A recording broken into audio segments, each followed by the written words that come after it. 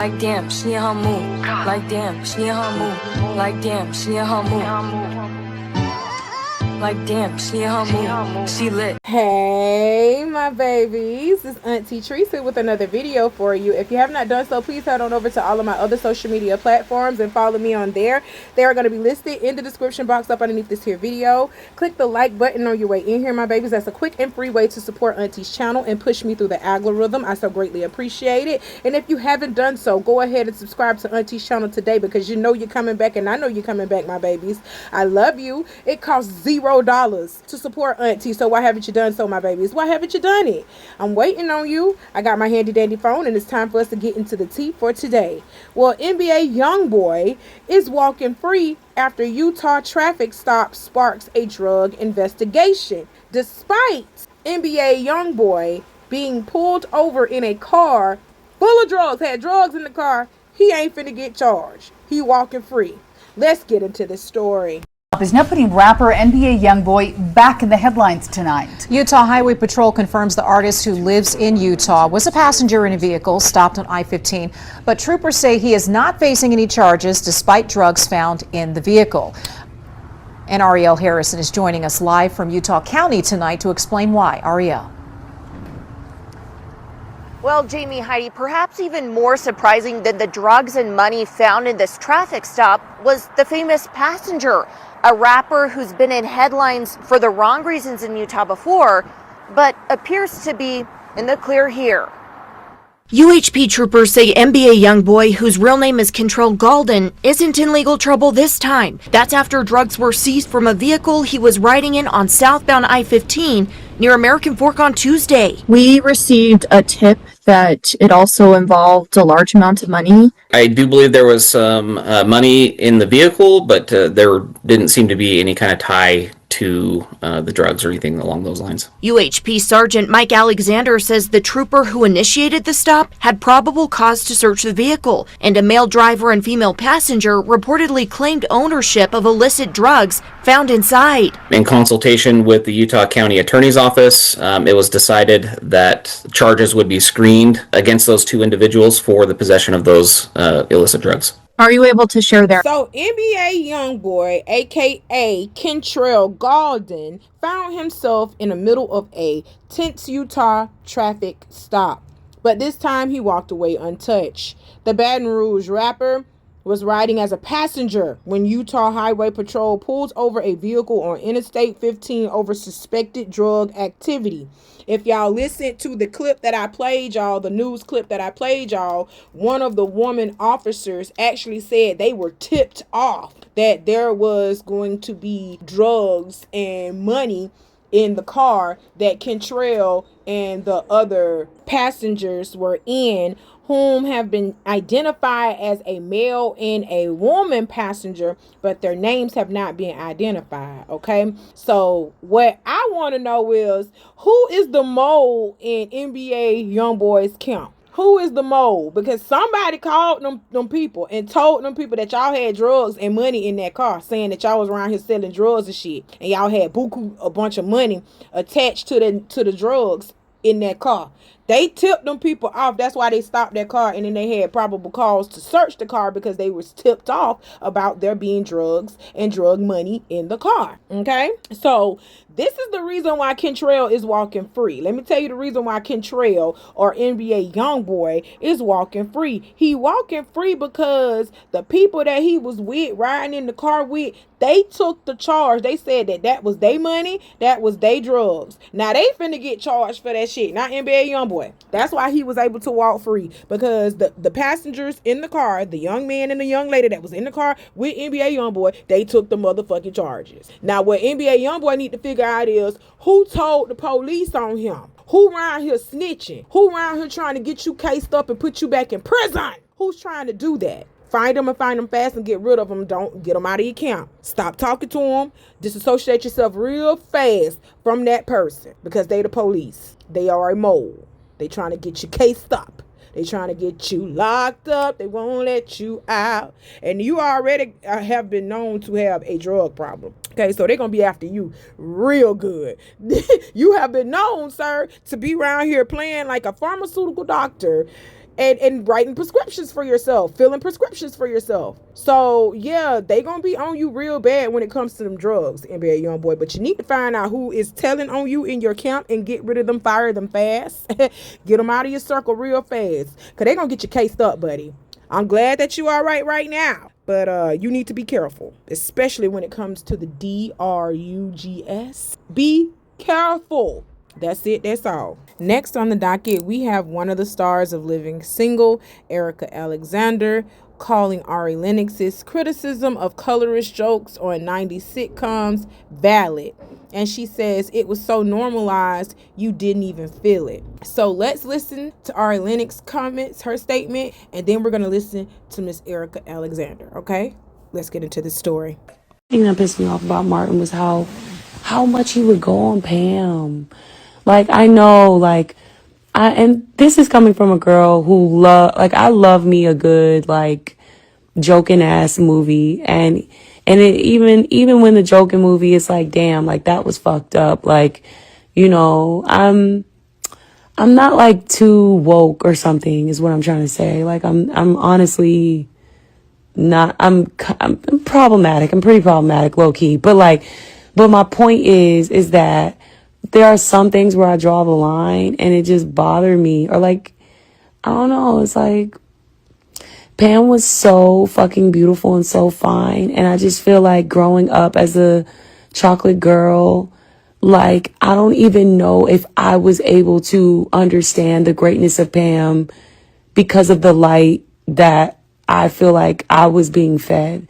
You know what I'm saying? So y'all heard what Ari Lennox said, right? And this statement that she made caused an uproar on the internet. And I literally have no idea why. Because all she was doing was pointing out the colorism that was in Martin's show. There was indeed some colorism in Martin's show.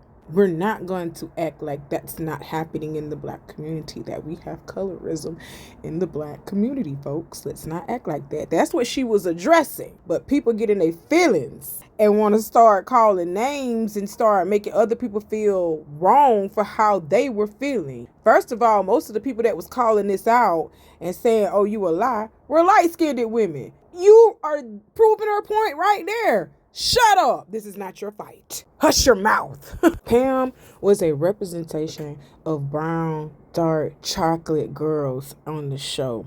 And Pam was the finest. Pam had the vocals. She was the better singer, y'all. And she was the best dressed out of her and Gina. But Martin used to rag on her so hard. And everybody want to sit over here and say, oh, it's because that's Gina's best friend. She's the best friend. And she's the comedy relief between the two. Okay, yeah, you the best friend. But if she was a light-skinned woman like Gina, I don't think y'all would have let that slide. I'm just gonna be honest. I see the colorism because I've seen it personally. I've seen it happen personally where a fairer skinned person got the opportunity over a darker skinned person because the darker skinned person didn't look good to the owner at that time. Like, I've seen like things like that happen in business. I've seen things like that happen on TV shows. I see it happening in real life every day. And it's a big part. It's a big thing in the black community. Colorism is. Okay. I've seen it happen in real life where in my club days. Auntie, y'all seen Auntie. Go, if you haven't seen her, go look at my earlier videos. Heck, look at my profile picture on this here channel. I am of a brown skin, okay? I'm not going to say fair skin because Gina way lighter than me, okay? Gina is like my mama color. My mama is the same color as Gina, but I am a brown skin woman. I am a brown skin woman. And I have gotten certain things because of my fairer skin over a darker woman. I have seen that myself. Me going into a club setting and the guy's ready to just spend it all on me before he's ready to do it with the darker skin chick. They are after the red bones and them caramel colored honey skin brown girls real hard. And then, you know, if they can't get the red bones, then they start fluctuating to what's left out in the club. So it's like I seen it happen in real life, personally, business wise, socially. So I understand what Ari is talking about, because Martin literally influenced a whole generation of men to continue to clown and rag and dog the dark-skinned girl, all while secretly wanting to eat the dark-skinned girl's ass. Like, y'all niggas ain't shit. Y'all secretly wanted to be with that chocolate woman. But because you looked at Martin and it's been drilled in your head for years to rag and dog dark-skinned women, that's what you do.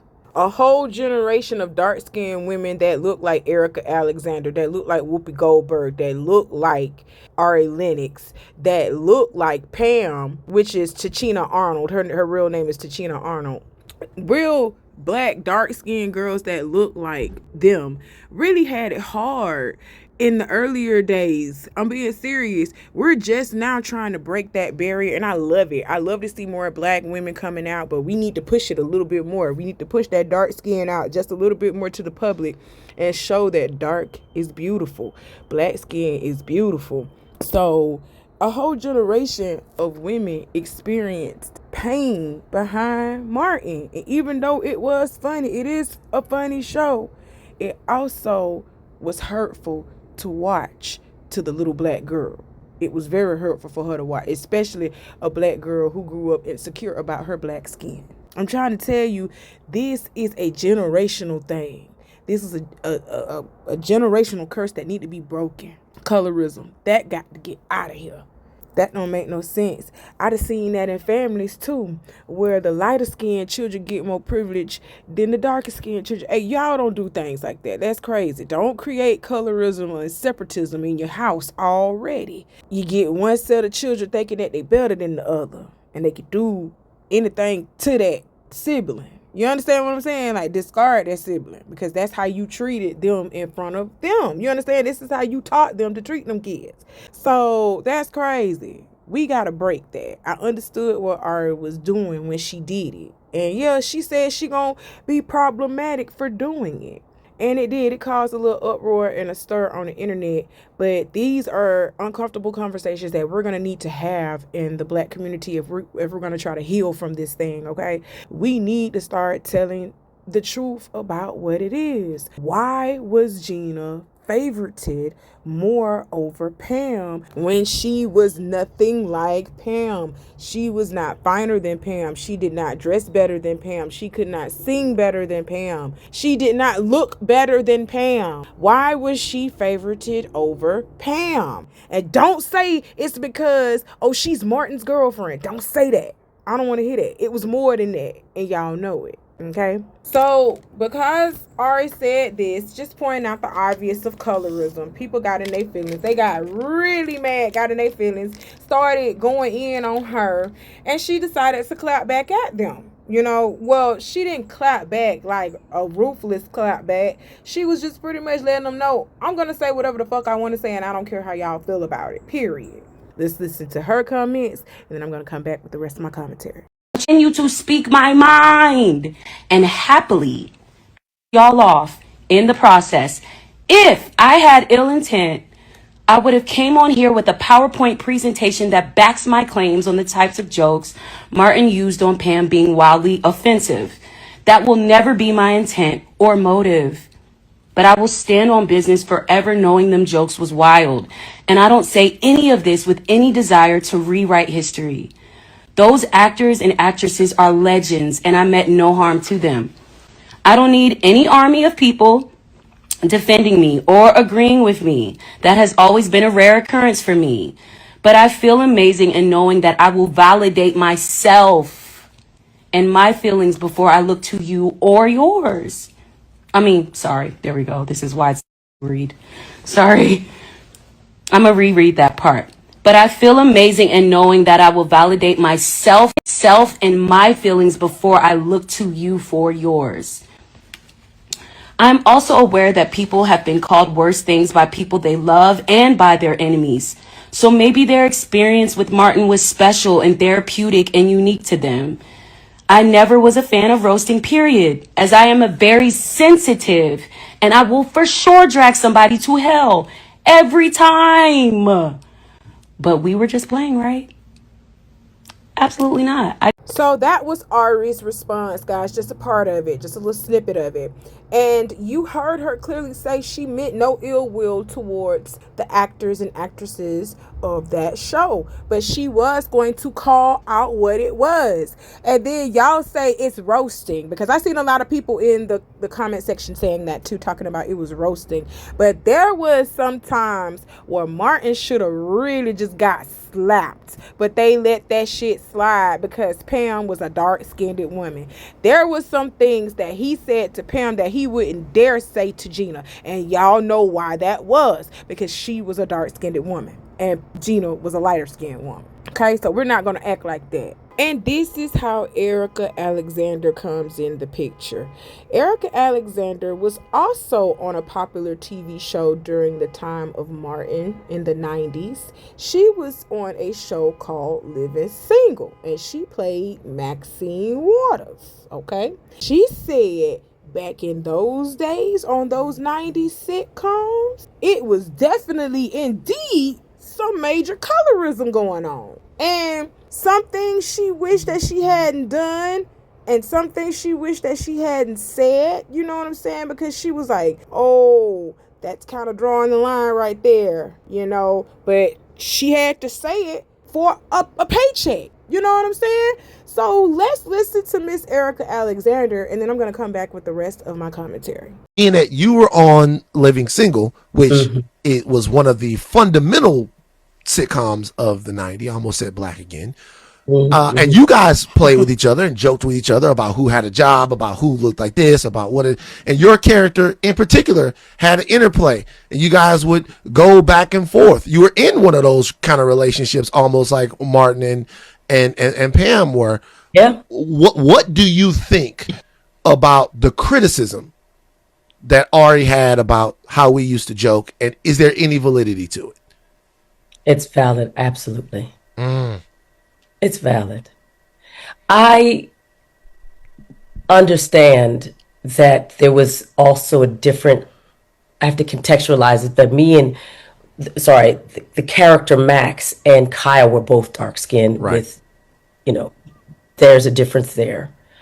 And also Max gave as good as she gave. Now, I'm going to let our good sister continue on in her interview, but before I let her continue, I just wanted to stop her right here and say this. She said what Ari Lennox was feeling was very valid. That's first and foremost. Now I'm going to let her continue, because y'all just want to act like y'all don't be hearing things.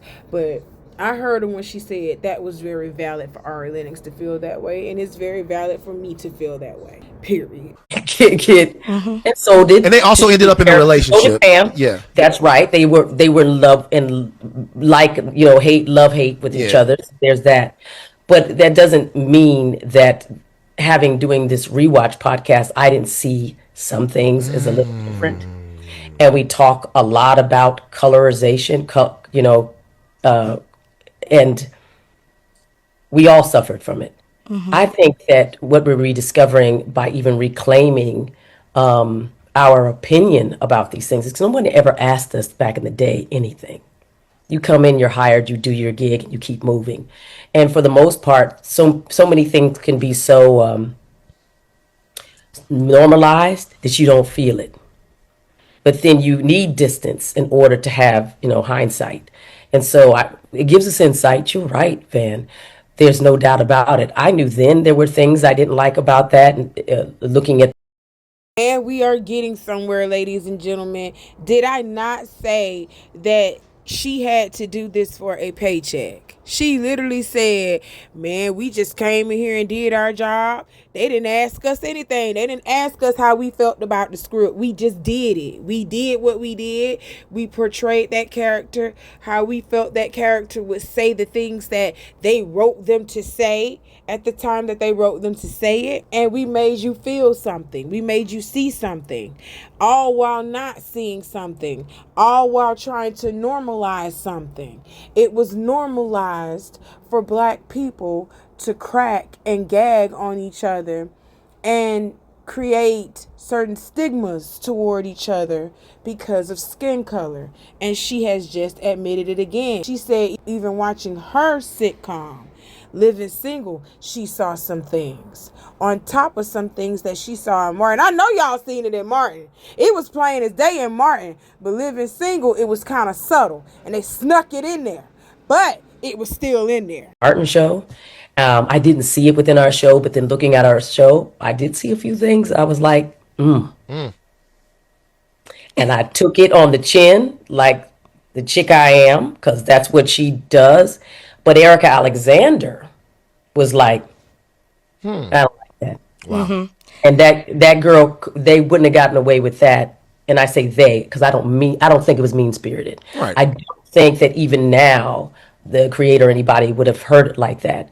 But I hear it. And being dark skinned is a unique burden in this world, especially for a black woman. And a lot of the true damage that was done and the wounds were unfortunately received by other black people.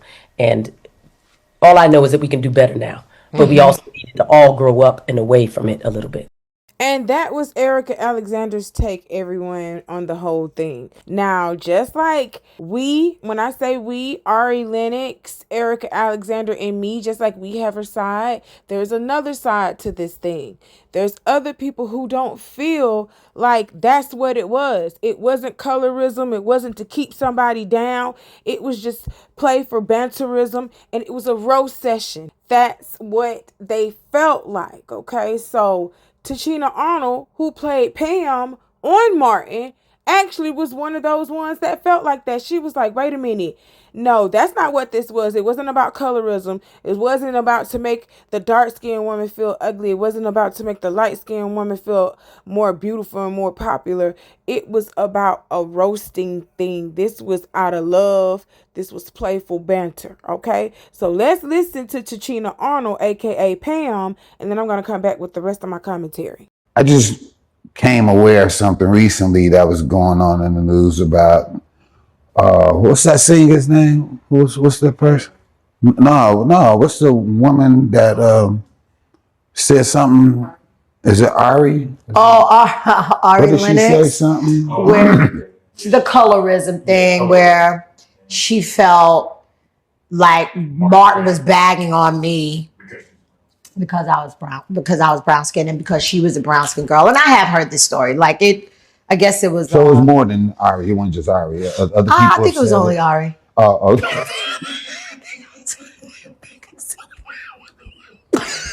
Don't laugh, because now she gonna be mad at me. I'm not being mad. Shout out to Ari. No, I love Ari. Shout out to Ari. I like her. I mean, I don't know her personally, but I like her music, and I met her one time when I was hosting Soul Train. I understand completely what she said, and I get it. She did do a disclaimer saying that she is like a shit starter, I guess. Like, she does cause controversy. I get it. But we've already moved past that. Yeah. And Martin never ever. So this is a little backstory. Pam was originally for a heavyset girl. So all the jokes on my audition were fat jokes. So I'm literally auditioning saying with fat jokes, right? They ended up changing it when I got the role, obviously, because that's when my body was banging. I was thin. I was like, yeah, what y'all doing with these jokes? Because what y'all doing with these jokes? What's happening? 'Cause I'm not getting fat. Like, I'm not. Yeah, that's not going to happen. So We need a script change.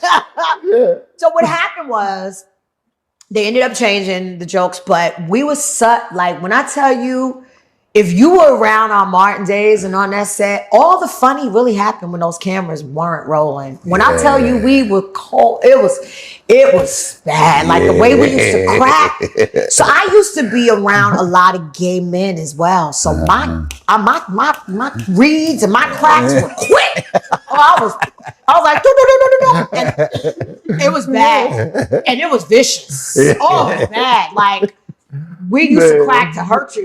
I'm going to take you down. You're not going to say another joke for a whole week. I'm going to shut you up a whole week.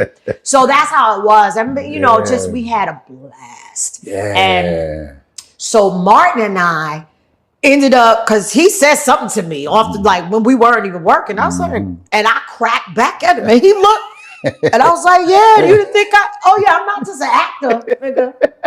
You got me all the way messed up. So they just started so the writers would see it. You know, he had a bunch of his boys around, you know, helping pump up the scripts and stuff and pump him up. And they just started incorporating. So it never, ever, ever came from a brown skin thing. It started when I really had BDBs in the back of my head. I never knew I had pepper balls. We call them pepper balls. I didn't know I had pepper balls in the back of my head. Because, like, you know, you do your hair, and that's when I stopped perming my hair. My mom called it pepper balls. So I was like, damn. So that's when he got me, because he started cracking on the back. So they started incorporating. Anything he and I did off the set, it would be in the script. Right. And then, you know, once the cameras start rolling with him, you don't know what the hell's going to come out of his mouth. So I just be waiting for it. I'm like, oh, I'm going to get him. I'm going to get him. So we would go back and forth. So it was out of love. It was out of that's what we did.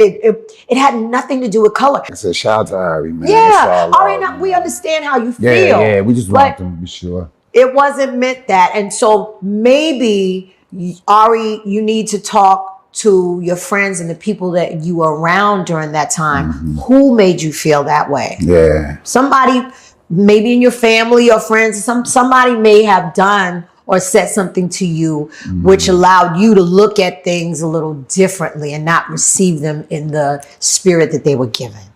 So you hear Tichina Arnold's take on everything, and she says there was no ounce of colorism going on Martin's set. This was playful banterism and everything else, and it was a roast session. There was no malicious intent towards her or anyone else on the set of Martin. These were all just playful jokes. You had to have a thick skin to be a part of the industry back in the 90s. And if you couldn't take a small colorist joke, they kicked you out. That's point blank, period. Like Ericka Alexander said in the previous clip that I played of her speaking, she said they didn't even really ask you how you felt about this shit. They wrote it in the script and they wanted you to say it exactly how they wrote it, and you do your job and you go the fuck home. They ain't got time for you to be whining and crying about something like that. You understand what I'm saying? You had to have a tougher skin back in the 80s and the 90s. Way tougher than what you got to have now, because now in 2026, we're focused on people's mental state. We're focused on how they are as a person mentally. You know what I'm saying? We focused on their emotions. We want to know how you feel, because we now know that feelings exist in people and they matter and they're real. Because if you start skipping over people's feelings and start making them feel invalid or insecure about themselves, they do a bunch of fucked up shit in this world because their feelings weren't validated or their feelings weren't acknowledged, period. So that's the whole point of this conversation. Martin influenced a whole generation of young men to clown black and dark-skinned women that look like Pam when y'all secretly wanted to be with that dark-skinned woman. But because it was not cool, or it wasn't the flex at the moment to be with a dark-skinned woman, but it was the flex to always check and see if she had a weave, because black-skinned, dark-skinned women was always asked if they had a weave in their head because of Martin. I'm just gonna be honest, Martin influenced a whole generation of men to crack on black women's weave and all, calling them all kind of names and monkeys and all. He was doing that. And the fact that Tichina Arnold is sitting over here saying most of that stuff wasn't even scripted, they came up with that shit strictly off the dome, that's even worse. That's 10 times worse, because this is internally what he was thinking. He internalized these thoughts of the black woman to come out and say that on national television. He was able to come out and say that shit on television, what he learned from within the black community. Colorism. So Miss Tichina Arnold, I'm sorry. I know you're sitting over here saying it didn't come from a malicious place, and I don't think it came from a malicious place. But the damage has already been done. And instead of sweeping it under the rug, we got to acknowledge what was done, the damage that was done. And we can start by healing from it,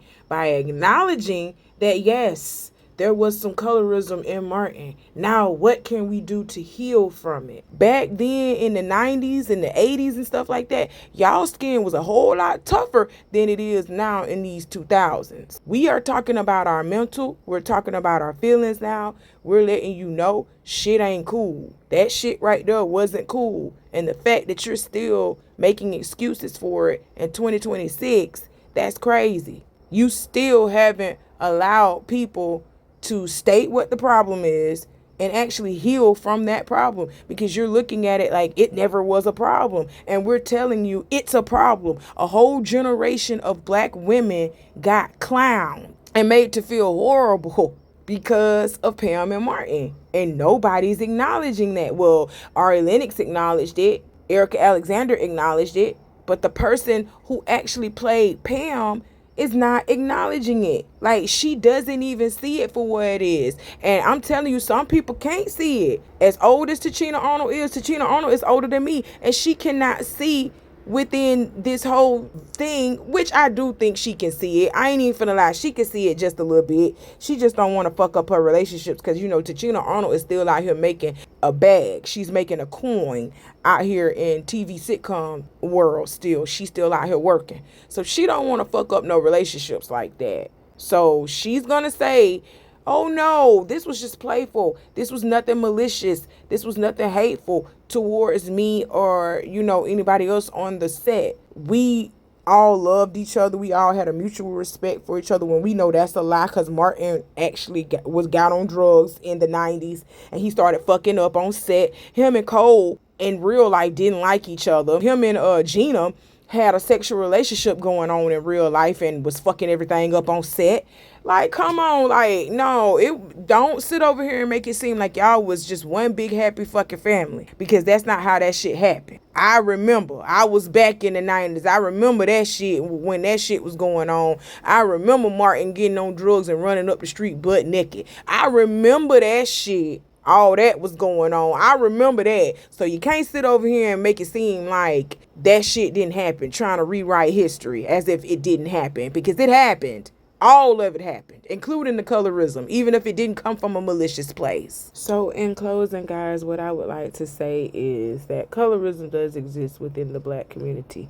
And instead of sweeping it up underneath the rug and presenting it as playful banterism, we need to start acknowledging it for what it is and then change that shit. Okay, yeah, that shit happened in the 90s. We can't change that shit, but we can acknowledge that we saw that shit. We can acknowledge that we saw what was going on, and with that we can say we don't like this, so maybe you need to change that, period. That's all we need to do. That's how we gonna heal from it. Start acknowledging what it was that hurt us first, and then we heal from that. We learn to grow from that. We learn to say, no, we not gonna do this again. And colorism, we need to start learning to say, no, we not finna do this again. We can't keep doing this, because this is going into generation after generation after generation.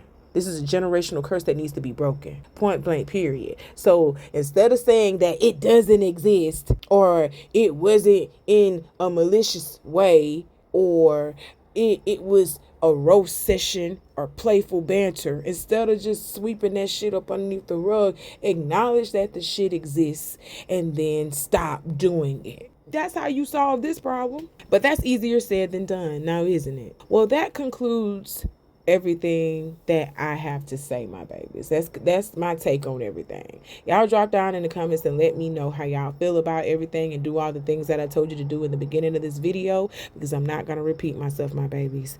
I am starting 2026 off with a colorism statement, with a colorism topic, and I shouldn't be doing this. We should already be way past this and elevated past this, black people.